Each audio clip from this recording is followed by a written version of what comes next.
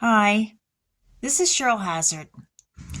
So I was thinking about, is there a safe way to check to see if there's enough fish oil to create myelin in whales?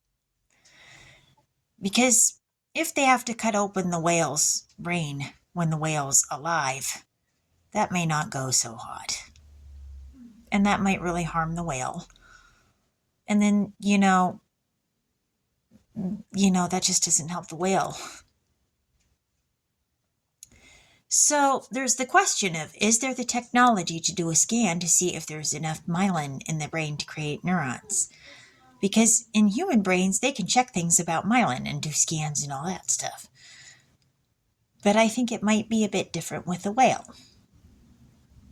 And you have this creature that needs to be kept wet and in a body of water. But it would be interesting to be able to do the scan of them during an act of, say, aggression, to see them when they're at peace with each other, how they interact in the water. And, you might have in the tank and versus in the wild. But then the other question, and this is one where animal activists probably would say, I don't like it. And I get that. I get why they would say it. Then you'd have to have one in the wild. You'd have to have one in captivity. And I understand why they're not for that. They could be separated from their mothers. They could be in a smaller tank. And I understand that whales do not live as long in captivity. So I would understand why they don't like it. But it could pose some interesting research about the behavior of whales. Now, I'm not saying what happened to the victims of the whales' attacks is not a tragedy. It is a tragedy. And it is sad. And what happened to them was horrible. The way they died was horrible. But I think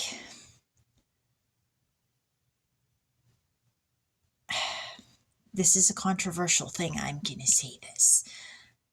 Okay. But what if they had been able to get a scan of Tillicum's brain either during the attack or right after it?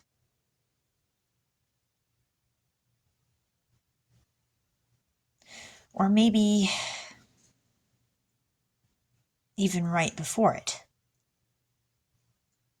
They could have gotten maybe some key information about what was going on with Tillicum. And I'm not saying that I condone the deaths of these people. It's a tragedy. It's not good. And what happened to them is brutal. But I kind of have a curious mind about this now. My mind did go into curiosity mode. And there are people who may know more about this, about whether there is that kind of technology to check this thing or not. About a safe mode of technology, about maybe whether they could check to see what the levels are in the brain, and whether they can do that with whales in the water and do it safely or not.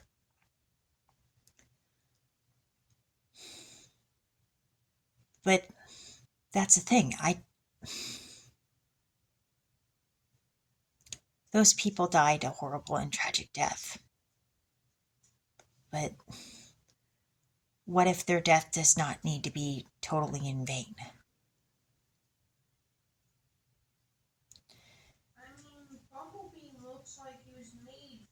Maybe the ability to know how to help out those animals could be further increased. Maybe. This does bring up a lot of questions.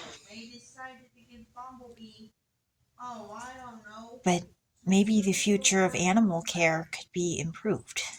And not just for the animals, but the safety of the trainers too. Maybe. But there's things that make it difficult with this. And I don't think it's simple. It does seem to be a complicated issue. There's some of my thoughts on it. I may offend some people. I hope I don't, because I think this is a complicated thing. When I heard how Dawn Bichau died, I was pretty sickened by it because it was hard to hear what the whale did to her. It was like, ooh. I'm surprised I haven't thrown up yet. It was yuck.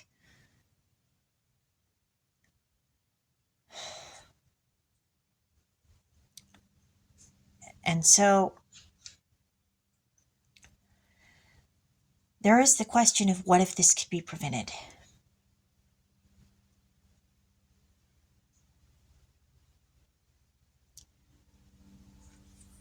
And I'm looking at it and I'm asking the question, and I'm not an expert.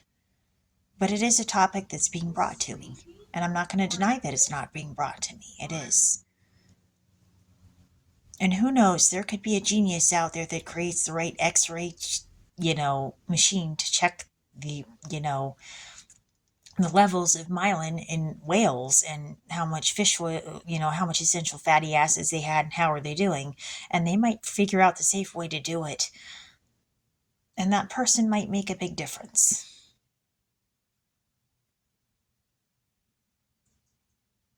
And I hope something positive does come out of this, out of something very difficult and hard.